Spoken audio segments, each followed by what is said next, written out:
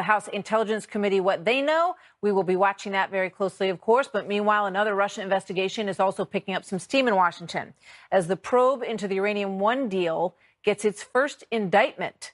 Trace Gallagher has details tonight live from our West Coast newsroom. Hi, Trace.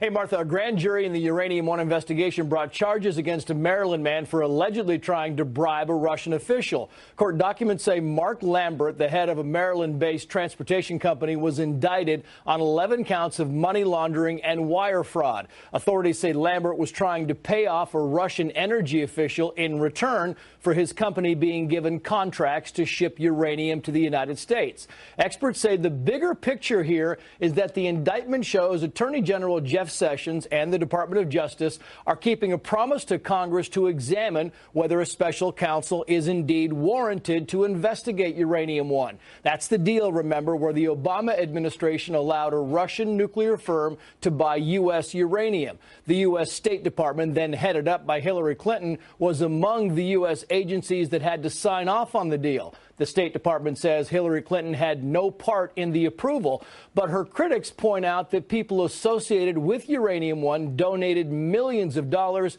to the Clinton Foundation. Additionally, a Russian investment bank with links to Uranium One and the transaction paid Bill Clinton $500,000 for a speech in Moscow.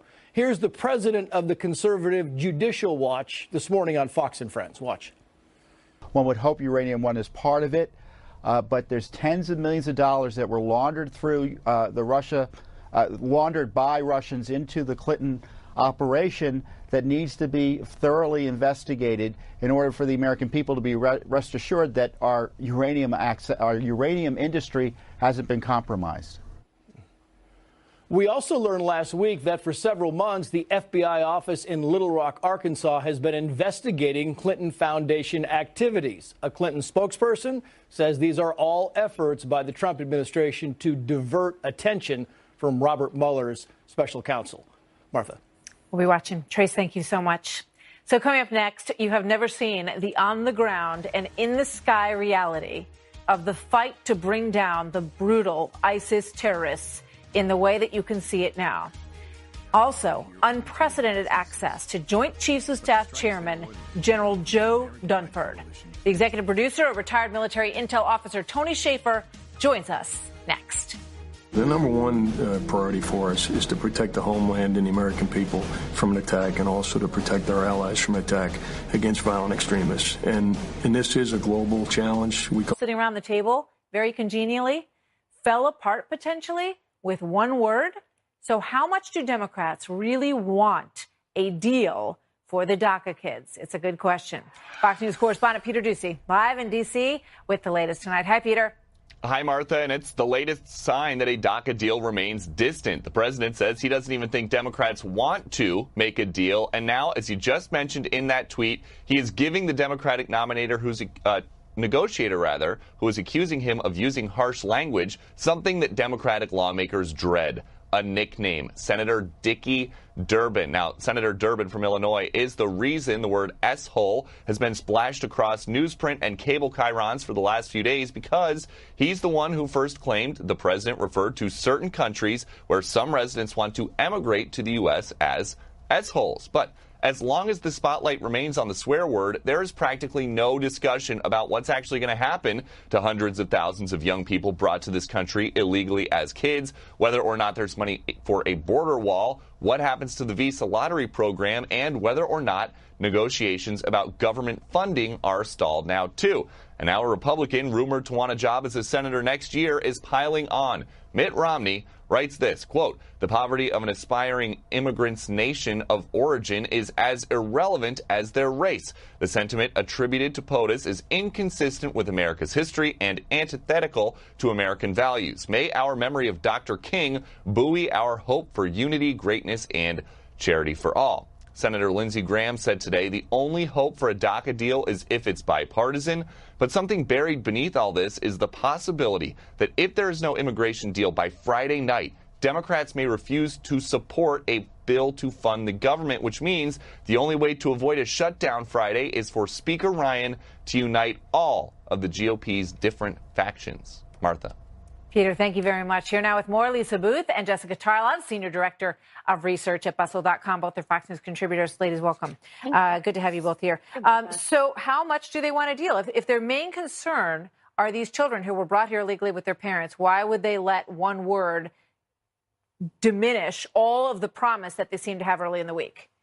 Well, I think that's if you're talking about a clean deal versus the kind of deal that was being proposed. Now, I'm a proponent of getting to the table and negotiating. I think that anything that was good enough for the Gang of 8 should be good enough for the Gang of 6, should be good for this Congress. So I don't think it's just the S-hole comment. I also think that that comment speaks to a broader issue with this presidency and the potential for shaping immigration policy about deeply held beliefs that are antithetical to American values, but, making decisions based on race, gender, ethnicity, sexual orientation, things like that. But I think Democrats shouldn't let this get in the way of that. But it is certainly not just because he said the word. It's because he wants certain things in terms of the wall and other immigration. They've definitely dragged all of that into a larger conversation. But isn't it part of a larger Dick Durbin even said, how can you talk about chain migration, suggesting that there's some kind of larger, that it connotes something larger and that it has some sort of indication with regard to slavery. Now, watch what Dick Durbin said about chain migration in the past and now. Watch. When it came to the issue of, quote, chain migration, I said to the president, do you realize how painful that term is to so many people? The DREAM Act would not allow what is known as chain migration. In fact, DREAM Act students would have very limited ability to sponsor their family members for legal status. Well, we've also seen a change in rhetoric over not specifically the wall, but a physical barrier along the southern border. We had a ton of Democrats, including Dianne Feinstein, Senator Chuck Schumer, voting back in 2006 for the Secure Fence Act, literally a physical barrier along the southern border, and now they're all with holes in opposed against it. But to the issue of the comment, look, President Trump disputes that was the exact language that he uses, as did Senator Tom Cotton. I do think that it undermines and hurts the process. No, isn't Tom Cotton... When Senator Dick Durbin goes forward and puts these statements out, of course that undermines the process because it erodes trust, if there was any trust there, from the beginning. So how does President Trump believe that Democrats are acting in good faith on this deal when he simply can't trust them at all? I don't think that being a tattletale about the fact that you made an incendiary and racist, not allegedly, you have Dick Durbin saying, you also have Lindsey Graham, who apparently was the only one brave enough in the room to push back against it. In the past. And Senator Tom Cotton and Perdue, they're saying the S House version of this. But both are disgusting. Hold on. But look at how ridiculous this conversation becomes, right? I'm happy to talk about chain but what we're trying to do is peel it back to the fundamentals of border security, which both sides have been absolutely in favor of. Here's President Obama and President Clinton talking about building a wall at the southern border. Watch this. That's why our administration has moved aggressively to secure our borders more by hiring a record number of new border guards, by deporting twice as many criminal aliens as ever before, by cracking down on illegal hiring, by barring welfare benefits to illegal aliens.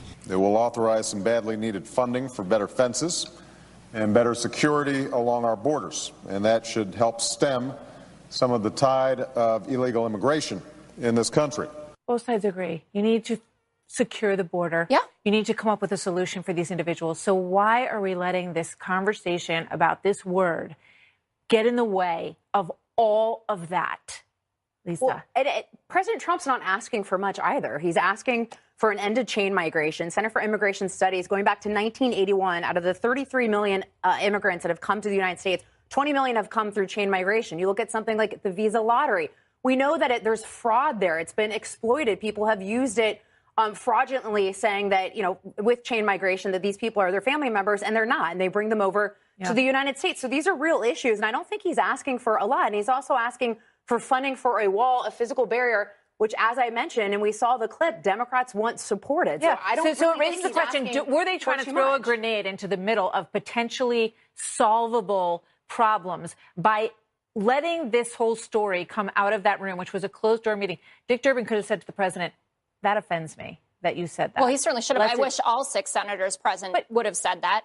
But that wouldn't have been the end of it. The point is that they all used it. They used it to their benefit.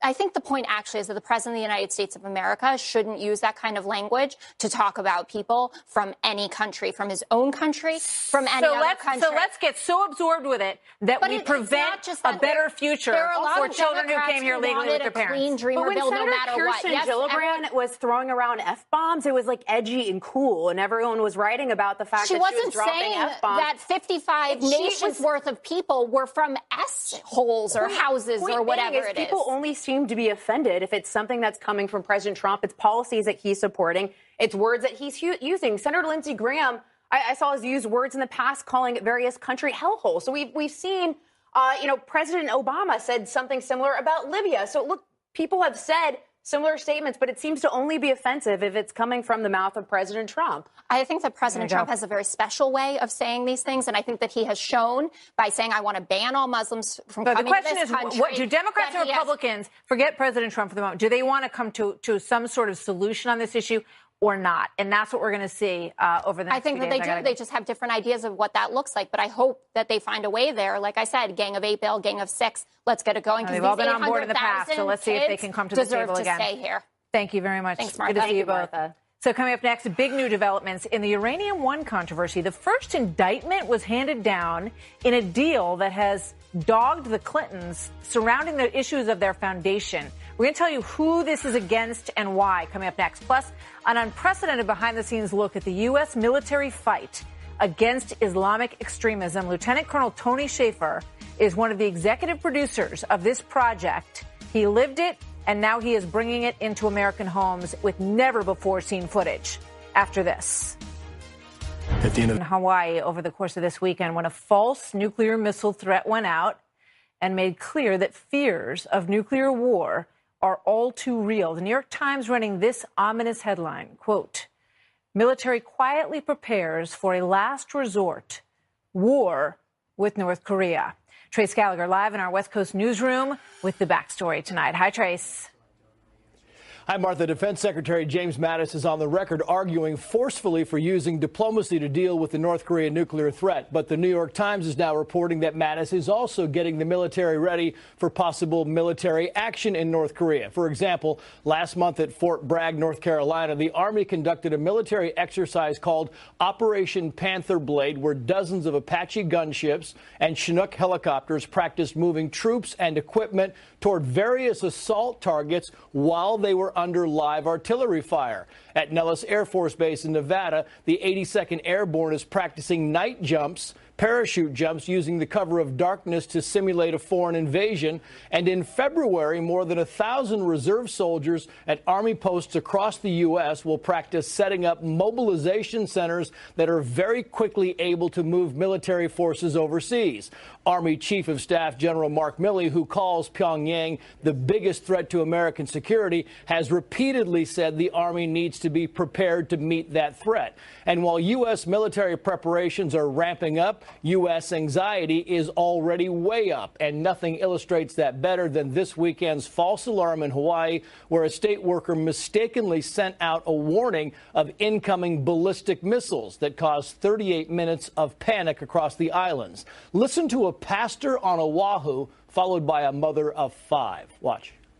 My first response was, well, this is it. There's really nowhere to take shelter. We don't have basements here in Hawaii. We don't have, bomb shelters. So my family were all together. My oldest son happened to be here at the time, and we just basically prayed. That's the kind of stuff that you see on the displays at Pearl Harbor where they are reporting a real attack. So is this a real attack?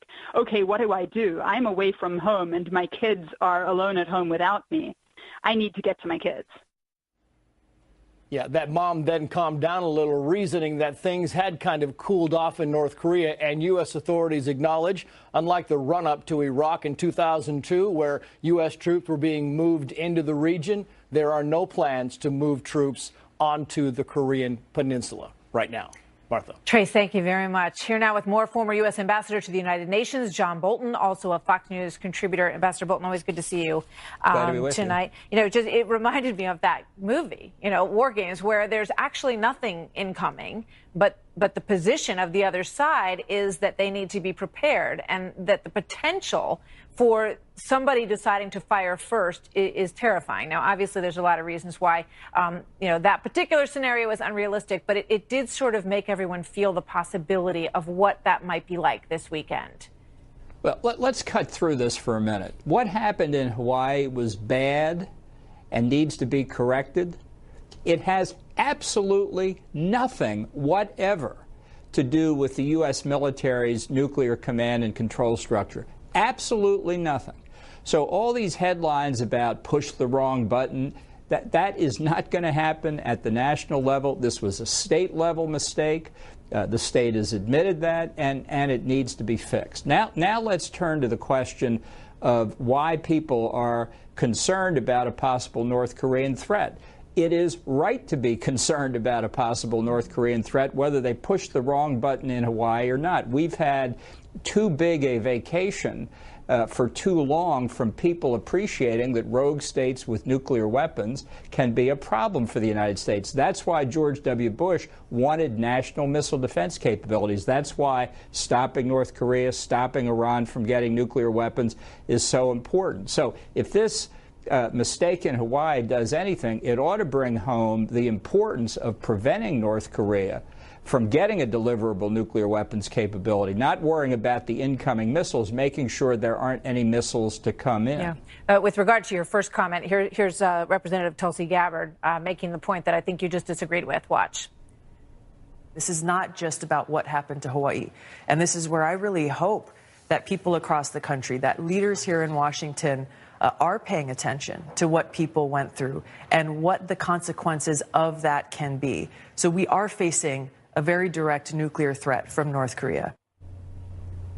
Yeah, and she went on to argue that we were responsible for North Korea's nuclear program because of what we did in Iraq and Libya. When the North Korean program began about 7 years after she was born, back in the late 1980s or maybe early 1990s.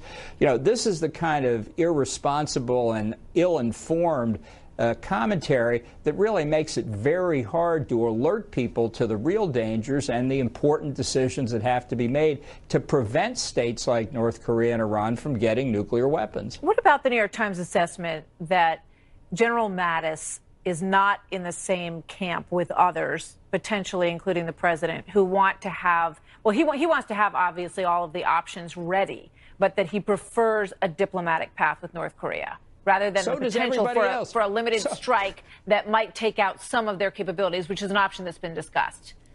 Yeah, the New York Times discovers reality. Everybody wants a peaceful solution to the North Korean problem. But it's important to prepare for the military option. There is no contradiction between those two positions, and no contradiction between people in the administration who hold both positions. In fact, the more serious, the more real the potential for American military action against North Korea becomes, the more that fact is appreciated in Pyongyang and Beijing, the greater the possibility that they'll wake up that we're not in the Obama administration and do something serious about denuclearizing North Korea. There's no evidence that step has occurred yet. So the question for the American people is, are you prepared to live with a nuclear North Korea? Susan Rice, Barack Obama's national security advisor, has said yes, she is. I am not. Let's talk about for a moment the difference between an apostrophe D in what someone says and that someone is the president. Let's play these two tapes. The Wall Street Journal claimed that, he had said that I have a great relationship essentially with or I might have a good relationship, with Kim Jong-un of North Korea. He says he put that in the future, potentially. Listen to these.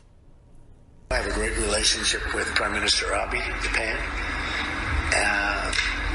And I probably have a very good relationship with Kim Jong-un of North Korea.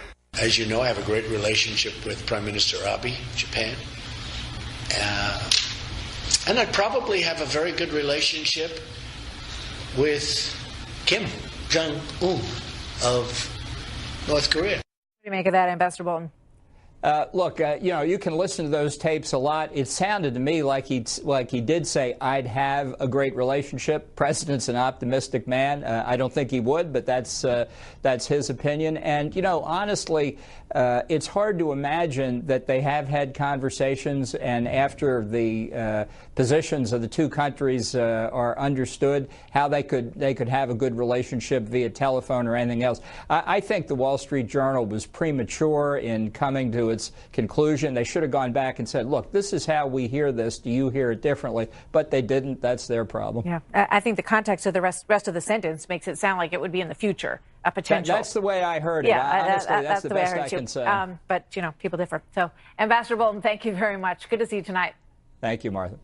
So coming up next, the other Russia investigation charges filed in the Uranium One case over the weekend. We're going to tell you against whom and why. And President Trump stokes the fire with a tweet about, quote, Dickie Durbin, the new development tonight on the DACA fight. Lisa Booth and Jessica Tarlov debate next.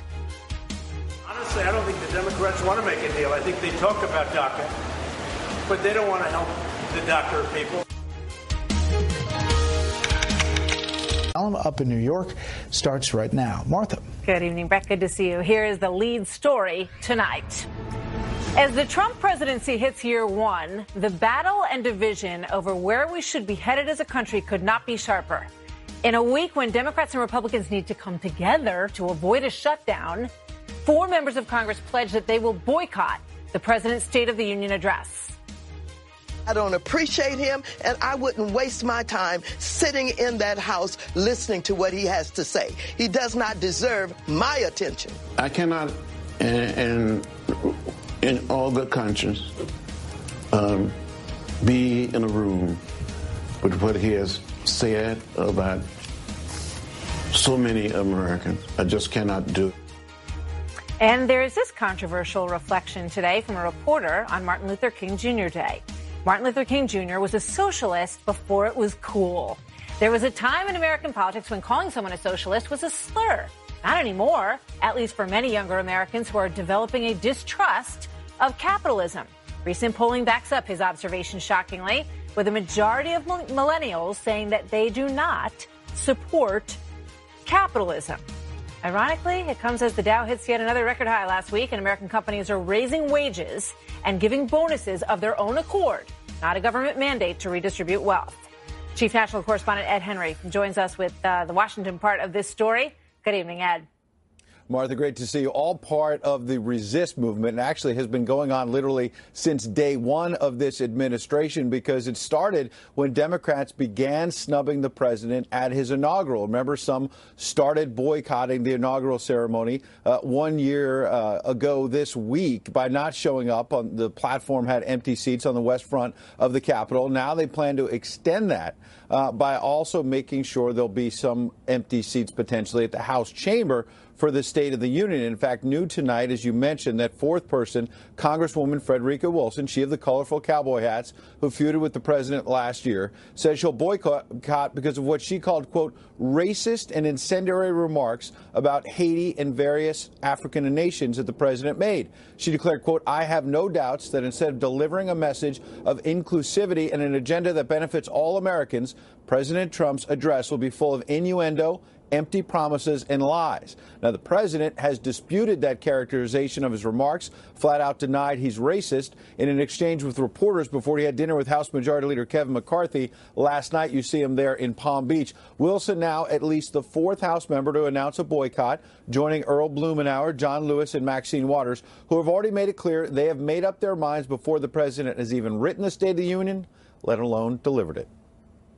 Why would I take my time to go and sit and listen to a liar? It's past time that we stop dignifying the performance of this reality TV show performer. Let's get serious about governance. I will do that at home with the people that I represent. Now, there is also a report in the New York Post tonight suggesting that some House Democratic women who do attend the State of the Union address may wear black in solidarity of the Me Too movement to try to bring awareness to allegations that have been lodged against the president, Martha. Gotcha. And thank you very much. So my next guest has called political boycotts of this nature very troubling and a sad lesson for our nation. We'll see what he thinks about it now, though. With a year almost under our belt here in the Trump presidency, Jonathan Turley is a constitutional law attorney and professor at George Washington University. Professor Turley, good to see you as always. I mean, obviously they have every right. The president has to, according to Article 2, make a statement about the State of the Union. But there's no rules about who has to attend, right? Right. There's not even a rule that he has to attend. For many years, it was a written statement. Some presidents, like Thomas Jefferson, didn't like it as a speech because they felt it was too monarchical and they didn't like the feel of it. Woodrow Wilson brought back giving the speech in person. So it's not required that members attend. But having said that, it's a long tradition. This is all three branches coming together in one place at one time, much like the inauguration. And these members have to distinguish between the office holder and the office. He's there representing the executive branch. They represent not just the legislative branch, but their constituents, which include both Trump supporters and Trump opponents. But what's missing here is this idea that there are very few occasions where we come together as a unified government. And this is one of them. It doesn't mean you have to applaud, it doesn't mean you have to clap, but they're not representing themselves. It's not about them. They're representing political units making up the legislative branch. Yeah, I mean, it seems to me that you lose some of your sway by checking out of the process. I mean, you can sit on your hands. You can, shake your head. No, you don't like what's being said up there. You have every right to express your opinion. But, as you said back with the inauguration, we're sort of short on statesmen.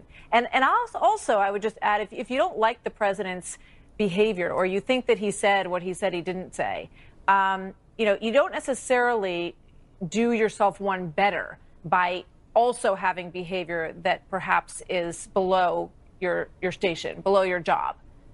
Well, I think also it misses what is desperately needed right now. People are really upset with their government, but they're also not confident that their government's able to work together. At this moment, more than any moment, I think all of the representatives of these branches need to show the public that they are performing their duties, they are showing up, and they are listening. That doesn't mean they have to agree with him. I can understand why they're upset with this last story about what was said in that meeting. These are good faith feelings on their parts. There's no question about that. But you also have to look at your institutional responsibilities. They are not there like they're going to some, a bridal shower. It is an official function for all three branches, and it's a symbol of a unified government. Jonathan Turley, thank you. Always good to see you, sir. Thanks, Martha. So the calls to boycott President Trump's first State of the Union come as we celebrate Martin Luther King Jr. Day. As we said, his niece, Dr. Alveda King, had this to say to the president's critics. Watch. President Trump really is draining the swamp. The employment rate is going up. The unemployment rate is going down in the black communities as well. People are getting bonuses at work. Minimum wage is going up. All of that will help every community to come to have equality, one skin color, one blood, but getting equal opportunities to work and to be safe. That's what the president is doing. None of that is racist, Neil. Charlie Hurt is Washington Times columnist. Richard Fowler is a nationally syndicated radio host, and both are Fox News contributors. Welcome to both of you. Good to see you tonight. Richard, let me start with you. Your reaction to Dr. Alveda King's comments, and also to the comment by Mr. Blake at CNN, suggesting that we are, potentially it's cooler to be socialist. Well, to Dr. Alveda King's comments, I think this goes beyond economics. I think if you even look at the civil rights movement as we commemorate it today on Martin Luther King Day, Martin Luther King will tell you was more than economics. It was also talking about how we create actual equality and equity. And based off the president's quotes last week, where he sort of disparaged country and an entire continent where the people who live there look like me. That sort of speaks to why people are so upset. And like for the 4 people boycotting, let's take Frederica Wilson, for example. Her district is a lot of people in the district are Haitian, so it makes total sense for her to stand up for her constituencies by saying, I'm not going because you disparage my constituents. On the socialism question, I don't know if socialism is part of the course, but I do think there are some policies that we could change in this country to make American lives a little bit better. One is properly funding public education. The second is properly funding healthcare so that everybody has access to a doctor without worrying about the bill. There are socialist elements, one could argue, but I think there's definitely some policies that you could see from socialism that would work here in America. Charlie. Well, I mean, the most radical idea that Martin Luther King had and that he's remembered for is the idea that all Americans should be judged by the content of their character, not the color of their skin, which it was a very radical concept back then, and apparently remains a very radical concept among Democrats today, who continue to worry more about the color of people's skin than the content of their character. They're obsessed with race, and it's a very destructive thing. But in terms of these members that are boycotting the State of the Union, I have to say, I get the argument that the Constitution doesn't spell out that members of Congress have to be there, but it does say that the president has to deliver some sort of address, either a packet or an address explaining the State of the Union. And if Congress is not there to accept the delivery, I think that's a problem. And I think that what these people are doing is not only destructive, but it's also an abrogation of their duties. Yeah, it also seems to me that it makes it about individuals. It makes it about the person who doesn't show up rather than the collective, which is the responsibility that's given to all of these individuals, and the president included, to represent us and to take good care of the country. There's also apparently a movement for some of the members, as Ed Henry just reported, to wear black. As part of the Me Too movement. Ed Henry supported that it may also be some sort of message sent to the president with regard to that. I think that, what do you think? Does that set sort of a dangerous precedent for the State of the Union to sort of get into identity politics by all of the members who come in there, that they make some sort of statement? Well, I think it's a little bit more than identity politics. I think it speaks to a larger sort of cultural movement that we have in this country that has sort of taken not only, Washington by storm, but a lot of other states by storm, this idea that women are saying, enough is enough, and quote unquote, as Oprah would say, time's up. And so this is not new, though. We've seen women in Congress wear different colors for different things over and over again. I think this adds to that. I want to push back on one point that Charlie made about Democrats being obsessed with race. I don't think that's true at all. And I think if you look at it, I think what we have here is we have a president who is a bad actor when it comes to issues of race. And we could start back from the Central Park Five in the late 80s to all we've seen from this past year, when we had Charlottesville, where there was violence on many sides, to the comments that he made about Africa, the continent of Africa, and Haiti, which is not the first time he's made it, but the second. These all speak to a president that doesn't understand what it is to be culturally competent, or to understand that you're offending fellow Americans when you make such disparaging comments about countries where they came from. Charlie? I have a hard time seeing how he was being disparaging of anybody based on race. When he called an entire continent of people that look like me, and he called their continent S-hole, that would be racial, don't you think, Charlie? No, I really don't. I think that he was talking about a lot of countries that even the U.S. State Department, for example, El Salvador, which is one of these countries that he supposedly said this about, if you go to the State Department website and you're planning to travel there, their advice to you is don't travel there. Reconsider your travel plans. And, while using the whatever word he did or did not use may be something that we can all sit around and debate about, there's nothing racial about it. And to politicize it and make it about race, I think it not only is it unfair to him, but it also kind of waters down the seriousness of true racism, which is deplorable and disgusting. But let's be very clear. So you've picked out one country. He also disparaged an entire continent, which is 50-some odd countries. I wasn't there. I don't know what he said. But, and I mean, to call an entire continent an S-hole is very problematic when those are majority African places. Not all of those places are S-holes. For example, South Africa, or Egypt, or Morocco, and I can go on and on and on and talk about developed countries in Africa that shouldn't be referred to in that term. All right, we got to go. Thank you very much, you guys. Richard and Charlie, good to see you both tonight. Thanks. So are Democrats willing to let the entire DACA deal go up in flames over this controversy that you just heard discussed? Or did they use that as a cover for the fact that they don't really want a DACA deal that is bipartisan in the first place? And it looked like war games for real in Hawaii this weekend. Shall we play a game? Oh. I think I missed them. Yeah, weird, isn't it? Yeah. Love to. How about global thermonuclear war? So, thank God a North Korean missile was not headed to Hawaii on Saturday. But what if the next time is for real? The very real plans being put together for a counterattack. Ambassador John Bolton here to break it down for us next.